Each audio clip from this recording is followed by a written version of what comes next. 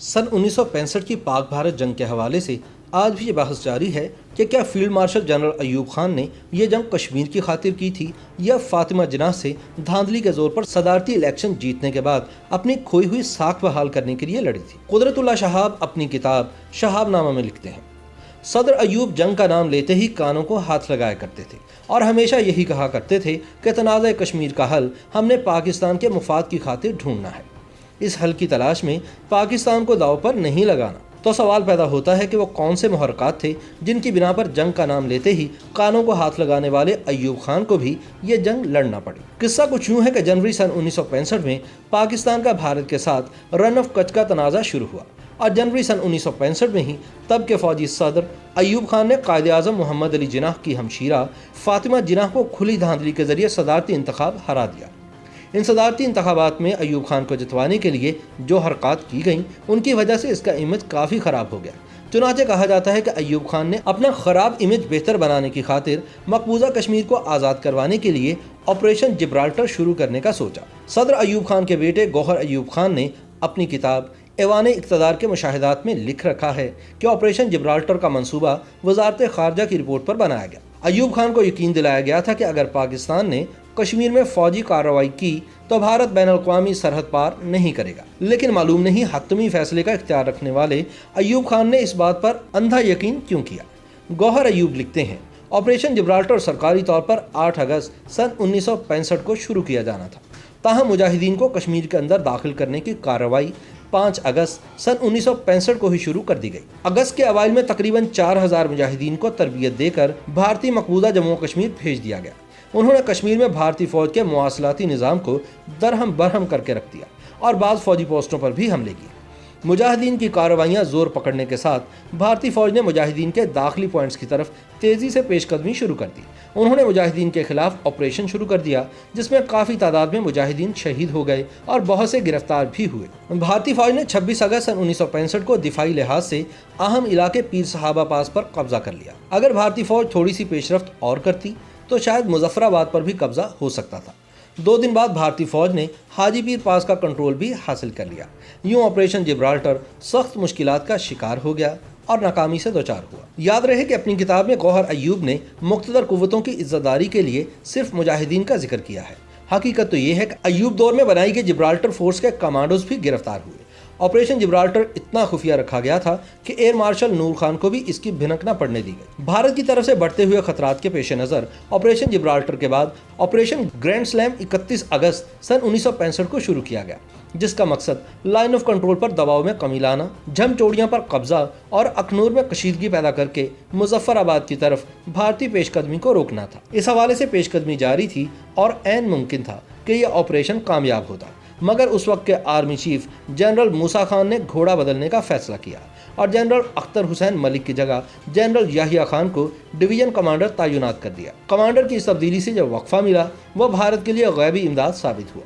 यूं operation Gibraltar के बाद ऑपरेशन ग्रैंड स्लैम भी नाकाम हो गया। पाक फौज के कमांडर की जंग के दौरान अचानक तब्दीली के हवाले से अयूब खान के साथ काम करने वाले कुदरतुल्लाह शहाब अपनी किताब शहाबनामा के सफ़ा नंबर 365 पर लिखते हैं, जनरल अख्तर मलिक ने अपने प्लान के मुताबिक कार्रवाई शुरू की और अखनूर को फतह करने के करीब ही थे कि फ़ौज में जनरल मूसा समेत कई और जर्नैल भी तशवीश में पड़ गए कि अगर अख्तर मलिक की मुहिम कामयाब हुई तो वो एक फ़ौजी हीरो की हैसियत से उभरेंगे। सदर अयूब समेत गालिबन बाकी बहुत से फ़ौजी और गैर फ़ौजी साहिबान ये नहीं चाहते थे कि जनरल अख्तर मलिक इस जंग के हीरो बने और फ़ौज के अगले कमांडर इन चीफ के ओहदे के हकदार बन जाए, क्योंकि ये ओहदा सिर्फ अयूब खान ने ज़हनी तौर पर पहले ही जनरल याहिया खान के लिए महफूज कर रखा था। चुनाचे ऐन उस वक्त जब मेजर जनरल अख्तर मलिक इंतहाई कामयाबी से झम अखनूर सेक्टर पर तेज़ी से आगे बढ़ रहे थे, उन्हें कमांड से हटाकर उनकी जगह जनरल याहिया खान को यह कमांड सौंप दी गई, गालिबन इसीलिए कि वह पाकिस्तान को अखनूर फतह करने की कोशिश से बाज रख सके।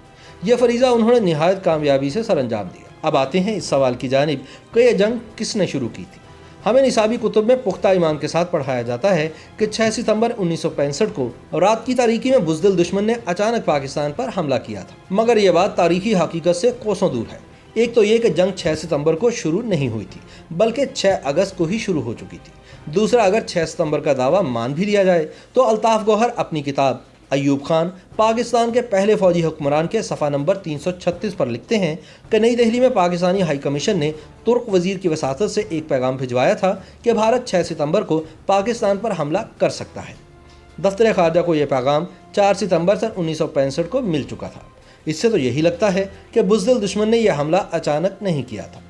اس وقت کے پاک فوج کے 2 سابق سربراہان air chief marshal retired Asghar Khan اور ایئر چیف مارشل ریٹائرڈ نور خان نے بالترتیب 4 مئی سن 2001 اور 2 اگست سن 2004 کو انٹرویوز میں دعویٰ کیا کہ 6 اگست سن 1965 کو کشمیر میں مداخلت کار بھیج کر پاکستان نے جنگ کا آغاز کیا تھا۔ ایئر چیف مارشل نور خان نے 6 ستمبر سن 2005 کو ڈان کو انٹرویو دیتے ہوئے کہا، بری فوج نے ایک بڑا جھوٹ بول کر قوم کو گمراہ کیا کہ یہ جنگ بھارت نے چھیڑی تھی۔ 6 ستمبر کو شروع ہونے والی جنگ کے 17 روز بعد 23 ستمبر کو جنگ بندی کا اعلان کیا گیا۔ یہ رائے بھی موجود ہے کہ اگر یہ جنگ مزید چند روز جاری رہتی تو پاکستان کو بھاری نقصان اٹھانا پڑتا۔ جنگ بندی کے بعد یہ سوال اٹھا کہ یہ جنگ کون جیتا۔ پاکستانی عوام نے اس بات پر جشن منایا کہ ہم نے بھارتیوں کو لاہور میں ناشتہ کرنے کی سعادت نصیب نہیں ہونے دی، جبکہ بھارتی عوام نے اس بات پہ جشن منایا کہ پاکستان نے یہ جنگ کشمیر آزاد کروانے کے لیے لڑی تھی اور پاکستان اس کوشش میں ناکام رہا۔ اس حوالے سے ایئر چیف مارشل نور خان نے 6 ستمبر سن 2005 کو ڈان کو انٹرویو میں پاکستان کی 1965 کی جنگ میں فتح کو تاریخی جھوٹ قرار دیا اور کہا کہ چونکہ اس جھوٹ کی تصحیح نہیں کی گئی اس لیے پاک فوج اپنے ہی گھڑے افسانے پر یقین کرنے لگی ہے۔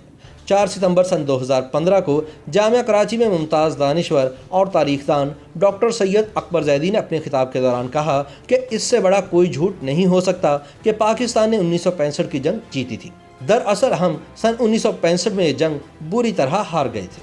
یہ جنگ کون جیتا، یہ جانچنے کا ایک پیمانہ معاہدہ تاشقند بھی ہے، جس کے مطابق بھارت نے 710 مربع میل کا علاقہ پاکستان کو لوٹایا، جبکہ پاکستان نے 210 مربع میل کا علاقہ واپس کیا۔ اکتوبر سن 1964 کے بعد صدر ایوب اکثر اوقات بھارتی وزیر اعظم لال بہادر شاستری کے بارے میں کہا کرتے تھے کہ اس بالش 1.5 بالش کے آدمی کے ساتھ کوئی سنجیدہ گفتگو کرنا بیکار وقت ضائع کرنا ہے۔ روس کے وزیر اعظم کے سامنے ایوب خان نے لال بہادر شاستری کے لیے یہی الفاظ استعمال کیے تو سامنے سے کافی عزت افزائی ہوئی۔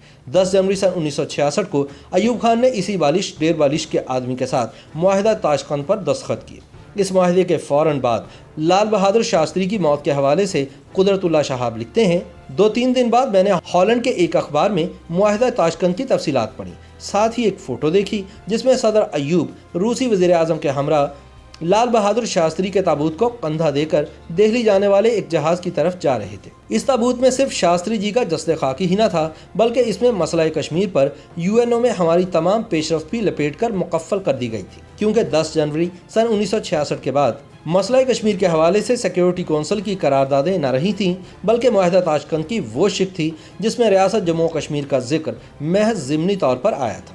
باقی زندہ دل پاکستانی قوم پختہ یقین کے ساتھ اس بات پر ایمان برقرار رکھے کہ جنگ ہم نے کشمیر کے لیے لڑی تھی۔ YouTube پر گوگلی نیوز دیکھنے کے لیے youtube.com کی سرچ بار میں گوگلی نیوز TV ٹائپ کریں۔ گوگلی نیوز کے پیج پر سرخ رنگ کے سبسکرپشن والے بٹن پر کلک کرنا نہ بھولیے۔ YouTube پیج پر اپلوڈ ہونے والی ویڈیوز سے باخبر رہنے کے لیے بیل آئیکن پر کلک کیجیے۔ آپ کو ہر نئی ویڈیو کے بارے میں نوٹیفیکیشن موصول ہو جائے گا۔